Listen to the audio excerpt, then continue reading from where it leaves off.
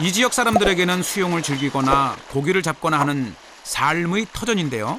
불과 몇 개월 전만 해도 건기여서 수위가 약 2, 3m 정도 내려갔었는데 지금은 우기다 보니 물의 양이 더 늘었습니다.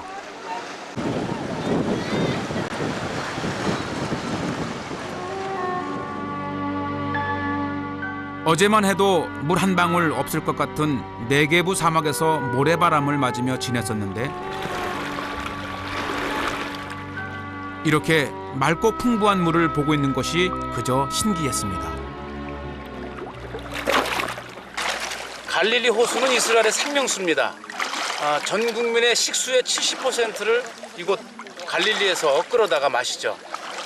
이 갈릴리 호수는 북쪽 헬몬산에서 시작되어서 이 갈릴리에 들어오고 다시 갈릴리 물이 요단강을 타고 사해로 흘러내려갑니다. 이스라엘 사람들은 이 물을 퍼올려 깨끗이 거른 뒤 상수도로 사용하고 있는데요. 문득 그 물의 근원이 궁금해졌습니다. 갈릴리 호수에서 약 1시간을 달려 도착한 골란고원 끝자락. 해발 고도가 높다 보니 한참을 올라가야 했습니다.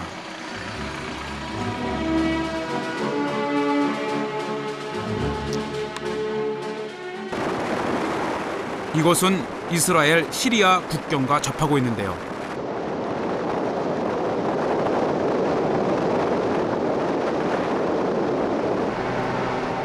워낙 높은 지대다 보니 바람도 셉니다. 헬몬산의 한 자락으로 해발 고도 1000m, 이스라엘에서 가장 높은 곳입니다.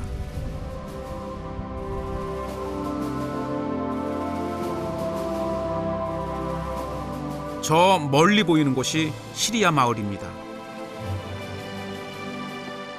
시리아와 이스라엘은 영토 분쟁으로 인해 사이가 좋지 않은데요. 이곳은 우리나라 DMZ 비무장지대 같은 곳이죠. 언제 전쟁이 날지 모르는 화역꽃처럼 불안한 지역. 그러다 보니 사람들이 많이 살지 않아 아주 고요했습니다.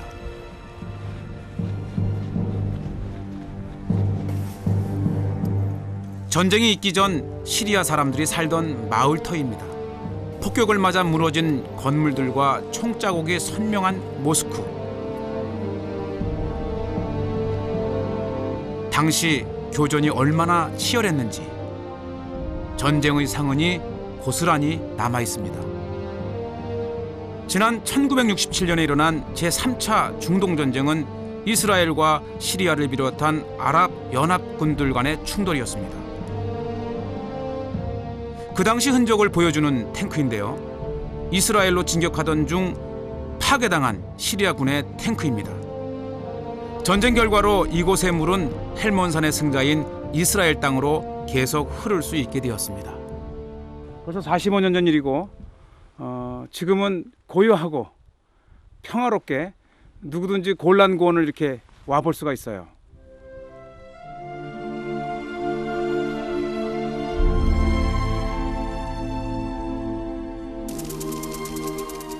사람이나 자연이나 물만큼 소중한 것이 또 있을까요? 전형적인 물 부족 국가인 이스라엘이지만 이곳 북부 지역만큼은 예외입니다.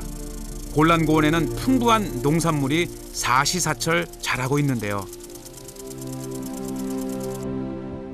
그중 가장 눈에 많이 띄는 것이 과수원입니다. 가지가 부러질 듯 탐스럽게 달린 사과들이 빨갛게 익어가고 있는데요.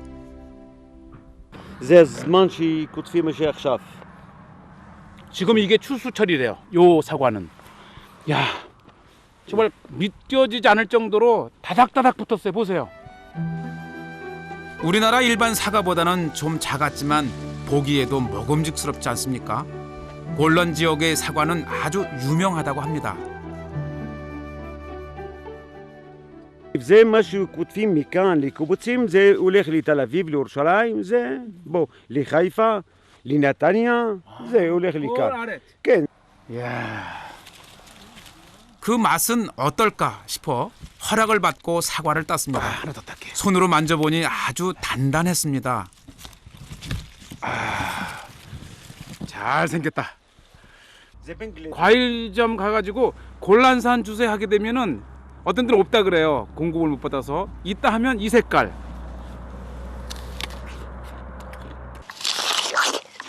청정 지역에서 나는 거라 씻지 않고 그냥 먹습니다. 아주 맛있고 보통 연중 내내 골란 지역을 방문하면 사과를 떠올릴 정도로 한 번쯤은 드시고 가야 될 만한 과일이에요. 이렇게 צריך לכתוב לך ואני אתן לך. 이게 됐다고 2개 했는데 비닐을 가져와서 마음껏 담아가래요. 야, 이게 곤란의 마음인 것 같아요. 곤란의 마음. 넉넉한 인심이 느껴졌습니다. בבקשה, בבקשה. 이 지역의 사과를 맛있게 하는 데에는 깨끗한 물도 한몫했겠죠. 저는 골란고원을 지나 물의 근원지를 찾아 더 깊숙이 북쪽으로 향해 달렸습니다.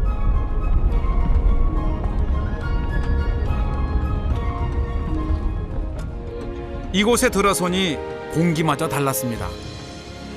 약간 더 차갑고 습습한 느낌이랄까? 보세요. 물소리 들리기 시작하죠. 이게 아마 생명의 소리, 이스라엘 사람들에겐 풍요의 소리로 들릴 거예요. 멀리서부터 들려오던 물소리, 직접 보니 더 시원했습니다. 10월 말부터 우기라 비가 많이 와서 물의 양은 더욱 많아졌는데요. 흐르는 모습이 거침이 없습니다.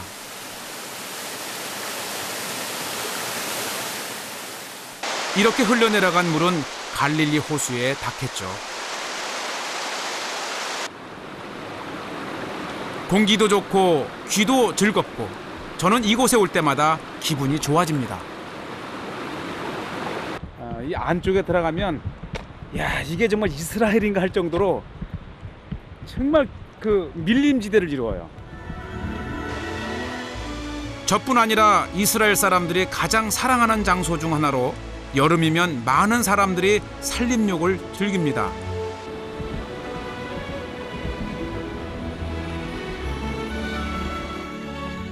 나무가 얼마나 우거졌는지 대낮인데도 그리 밝지 않습니다. 텔단, 중동에서 가장 큰 샘입니다. 요단강이란 말의 단은 여기를 뜻하는데요. 이 샘에서부터 시작된 물은 이제 갈릴리로 흘러들어 이스라엘 국민을 먹여 살리는 식수가 됩니다. 여기가 상류 텔단 샘의 근원입니다. 이 물은 헬몬산에 내린 비, 또 헬몬산에서 녹아내린 눈이 이 스며들었다가 이곳에서 이렇게 탁 터져 나오는 샘인데 1년 내내 이렇게 풍부한 물이 나와요. 이 정도면은 뭐 충분히 먹어도 될 정도로 천연 광천수 정말 깨끗합니다. 맛도 좋고요. 어렸을 때 먹었던 산골 계곡의 물맛 그대로입니다. 물이 정말 깨끗하죠. 이 물들이 모여서 떨어지는 곳, 오늘의 하이라이트. 간 에덴 동산입니다. 푸른 수풀에 둘러싸여 하얀 포마를 일으키며 떨어지는 폭포. 그 수량이 어마어마하다고 합니다. 이 폭포 하나에서 1년에 1억 2,500만 큐빅이 떨어진다 그래요. 큰 넓은 둘레가 60km나 되는 갈릴리 호수를 충분히 채울 수 있죠. 예? 떨어지는 모습이 꼭 이 어머니 젖, 생명의 젖줄, 아마 이걸 두고 얘기하는 걸 거예요. 광야와 사막이 있는가 하면 이렇게 우거진 수풀을 만날 수 있는 곳. 지중해와 아라비아 사막 사이에 위치하고 있는 이스라엘. 보면 볼수록 알면 알수록 다양한 모습의 저는 오늘 또 한 번 놀랐습니다. That's unique, you know. It's a very different. We were on Dead Sea, and it's completely different. It's like small country, but it has many countries inside. It's amazing. 텔단의 물줄기는 골란고원을 지나 갈릴리로 향합니다. 그 물줄기를 따라 내려가던 중 반가운 모습이 있어 차를 세웠는데요.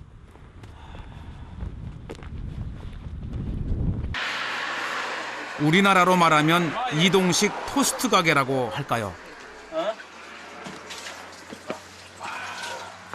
와, 여기 다 있네. 빵도 먹을 수 있고 차도 마실 수 있고. 오케이. 아니로체 아르바 라파. 이곳에서 수십 년간 장사를 해왔다는 이분은 이슬람 분파인 두루즈 민족입니다. 지금 만들어 파는 라파는 두루즈인의 전통 음식인데요. 직접 만든 치즈를 듬뿍 바른 뒤 박하향이 나는 약초 우슬초를 넣습니다. 그리고 돌돌 말아서 화덕에 구워주면 되는데 일단 냄새부터가 맛있습니다. 이스라엘 북쪽 지역은 남쪽에 비해 모든 것이 풍요로워 보였습니다. 그 맛은 어떨까요?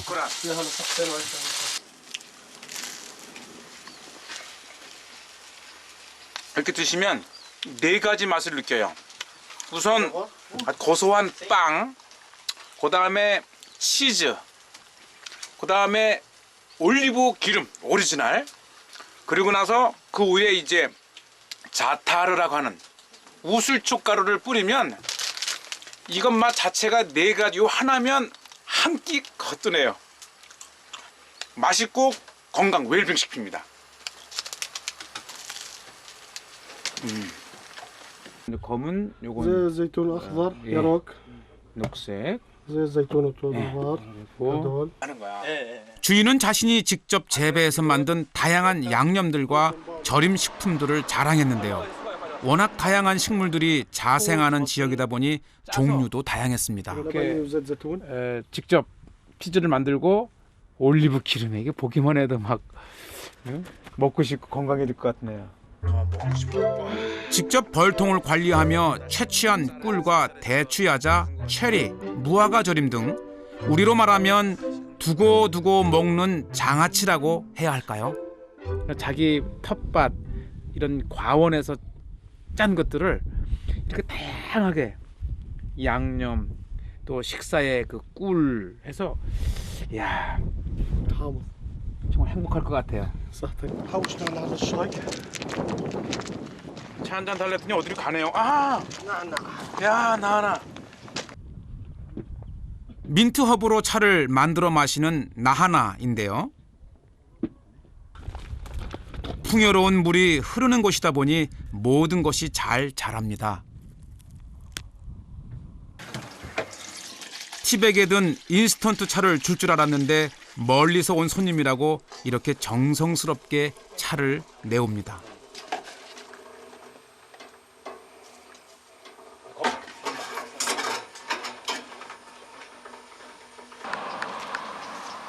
차만큼이나 따뜻한 인심이 느껴졌습니다.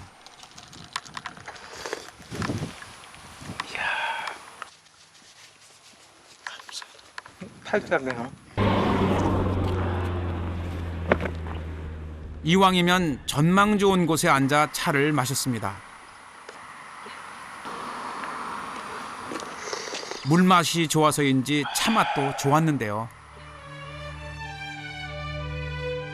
이번 여행에서 모처럼 풍요와 여유를 느낄 수 있었던 하루였습니다.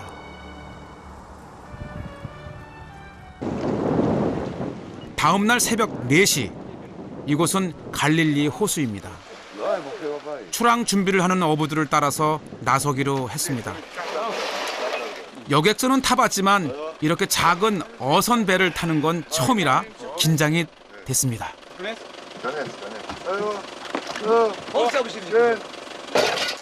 자, 오늘은 갈릴리 어부가 한번 돼서 한번 고기 재배를 나서 보겠습니다. 예전에는 더 많았겠지만 현재 갈릴리 호수 지역에서 어업을 하고 있는 어부는 약 280명 정도.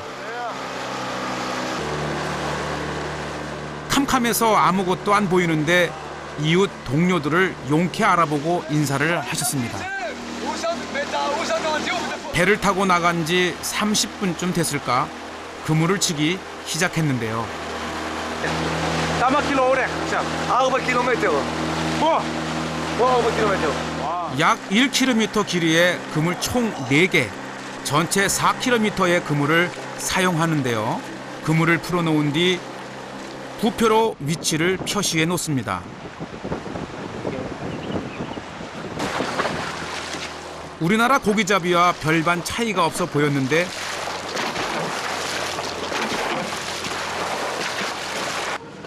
그런데 이게 뭐 하는 걸까요? 이게 보이기는 하수구 뚫는 것처럼 보이지만 이거를 이제 물속에 계속 소리를 내면 Nico, rush. 이제 고기를 놀래게 해서 그물 있는 쪽으로 모는 겁니다. 소리가 꽤 크네요. 고기 잡는 방법이 색다르죠.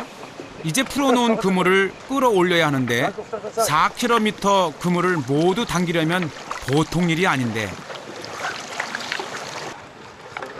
이곳에서 40년간 고기잡이를 했다는 최고령 어부 베드로의 후손들이죠. 새벽에 나와서 잡은 첫 갈릴리 고기입니다. 야콥, 에이지 딱 에렉 보. כל מיני בורי, מושטים, אבל אין, גלים. דגם עוד מעט אולי. 갈릴리 호수에서 잡히는 물고기는 약 20여 종이 된다고 하는데 오늘 성과는 그리 좋지 않습니다.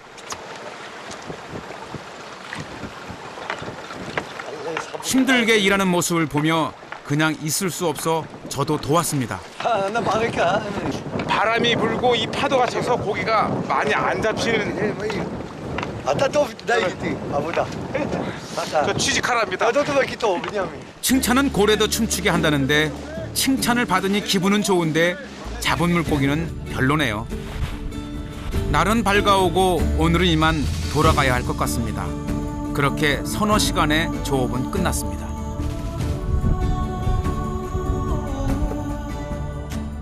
Go fish. ביי. 야콥, למה? די, זה קטן. Go water. Good. Go water. ביי. 더 크거든 오거라. 고향으로 돌려보내는 거죠.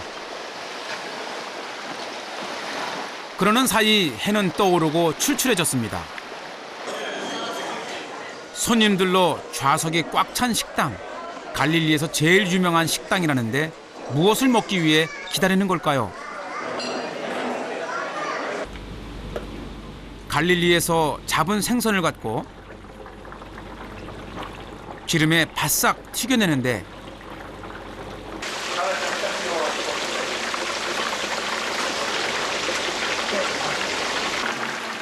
보기에는 그저 그래 보였습니다. 레몬과 밥과 함께 담겨내가는데 이 식당에서 가장 인기 있는 메뉴라고 합니다. 뼈가 굵어서 가시를 제거하고 먹기가 쉬운데요.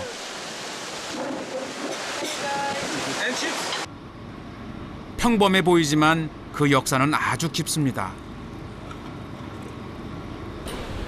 이것이 그 유명한 베드로 고기예요. 바스라고 하는 곳인데 바로 이곳 갈릴리 호수에서 잡은 이 생선으로 식사가 이루어지고 특히 2000년 전에 베드로가 잡았다는 그 고기의 이름을 붙여서 베드로 고기라 그럽니다. 아주 갈릴리의 명품 중에 하나고 오시게 되면 꼭 한번 드셔볼 것을 권합니다. 자기들이 에이제 닭 제 오르킴 메바케시 하르베 Dag most. St. Peter fish. Because this big fish and good. It's very good. 갈릴리에 오면 누구나 먹고 간다는 베드로 고기. 오늘 아침에 비린 맛을 없애기 위해 상큼한 레몬즙을 살짝 뿌린 뒤 맛을 봤습니다.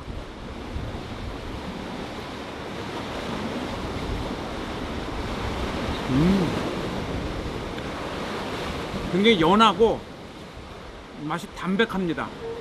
단순한 붕어가 아니고 아주 담백한 맛이고요. 아무 양념을 하지 않아 싱겁고 밋밋할 수 있는데 그럴 때는 소금을 살짝 찍으면 됩니다. 사람들이 이것을 먹는 것은 성경 속 베드로를 떠올리기 때문입니다. 무릎을 꿇고 팔을 든 채 예수님을 향하여 있는 베드로. 예수님은 이곳 갈릴리에서 베드로에게 고기 낚는 어부가 아니라 사람 낚는 어부가 되라고 가르치셨다고 하는데 2000년 전 배 모습은 어땠을까요?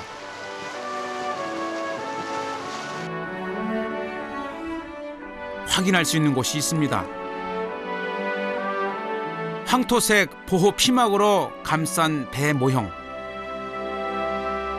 이 배는 1986년 극심한 가뭄으로 갈릴리 호수의 해수면이 낮아졌을 때 발견되었다는데요.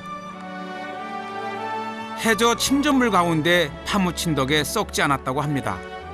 길이 8.2m, 높이 1.2m 크기의 이 배가 놀라운 것은 연구 결과 2000년 전 배, 다시 말해 예수님 당시 갈릴리를 오갔던 배였다고 합니다.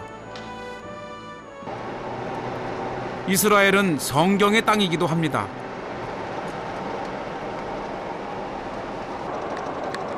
요단강을 따라 갈릴리 호수 끝자락으로 향하다 보면 예수님이 세례를 받았다는 곳이 나옵니다. 비무장지대 안에 있어 검문을 받고 통과해야 하는데요.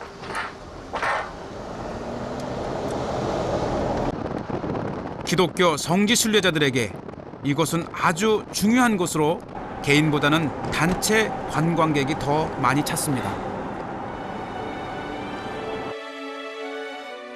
비가 오고 난 뒤라 흙탕물이 된 요단강. 이스라엘에 20년을 살았지만 이곳에는 최근에야 올 수 있었습니다. 1년 전만 해도 상상할 수가 없었어요.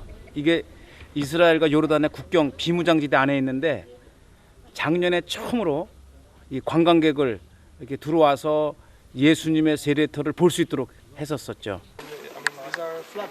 불과 20m 정도 되는 강물을 사이에 두고 이쪽은 이스라엘, 건너편은 요르단 땅입니다. 이스라엘에 비해 요르단은 아주 오래전부터 이곳을 개방해 왔는데요. 전 세계 각국에서 온 사람들, 이곳에 온 사람들은 저마다 손에 물을 묻혀 얼굴을 씻거나 머리에 물을 뿌립니다.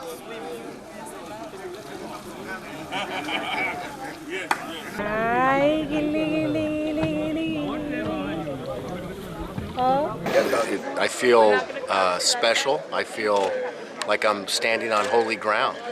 I think this is one of the better, this would definitely be a better vision of how I would see Christ being baptized. It makes sense right here.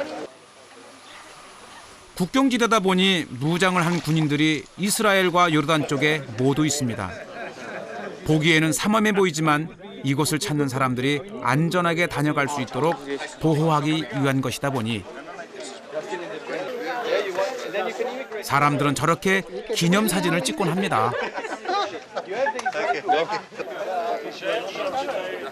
2000년 전 예수님이 세례 요한에게 물로 세례를 받았던 곳, 이곳에서는 하얀 가운으로 갈아입고 요단강에 직접 몸을 담글 수 있습니다.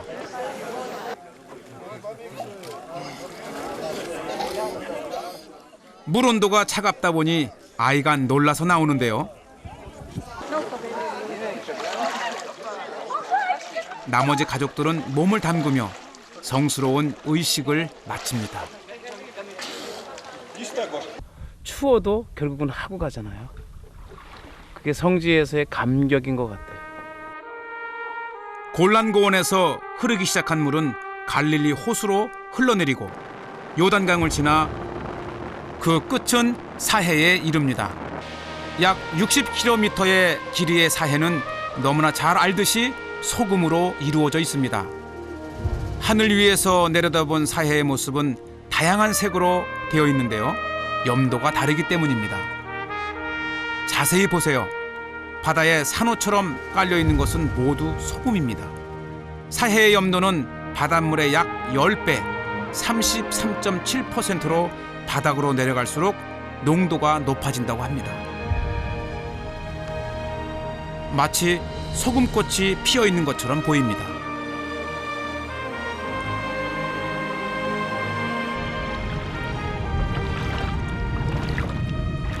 사해의 염도가 얼마나 높은지 이 스스로 응결이 돼서 바닥에 있는 이 소금 바닥이 바위 같아요. 바위 딱딱하게 응고가 돼 있어요. 정말 서 있자니 발바닥이 따끔따끔 아플 지경이었습니다. 햇빛에 반사되어 더욱 눈부신 소금 결정체.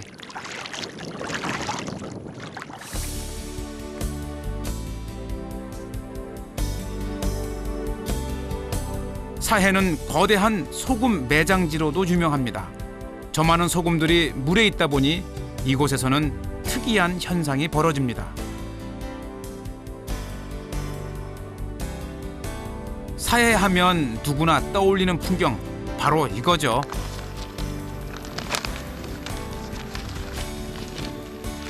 아, 좋아요. 굳이 몸을 움직이지 않아도 둥둥 떠 있습니다. 이 지역에는 겨울에도 낮에는 따뜻하기 때문에 물에 들어가는 사람들이 많았는데요.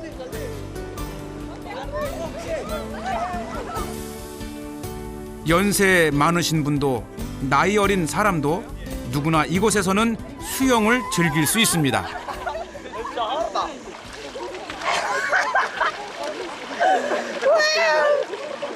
מה יותר מיוחד בים המלח? מה מיוחד? הוא מנקה את כל כמו זה. כן? ולכלוך של הגוף. הוא מנקה את הכל. הבנתי. כשיש לו מלח. 최근 사해의 소금과 머드를 이용한 화장품도 개발되어 인기를 끌고 있습니다. I need treatment for my body. I have a whole, I think I need this lake. I have heard good things about it. And I got a fantastic treatment 30 minutes ago that he was like, that is also good.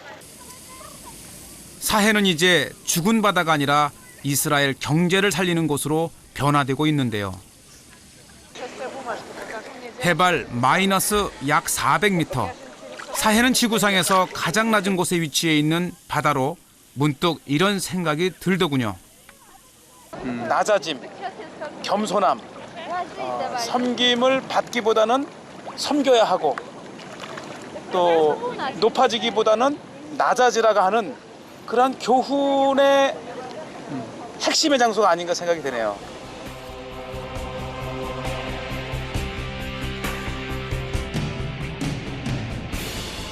텅 빈 듯 보이지만 아름답게 꽉 들어찬 유대 광야에서 이스라엘의 자존심을 보았고 3000년 역사의 고도 예루살렘에서는 서로 다른 종교와 문화가 공존하는 법을 배웠습니다.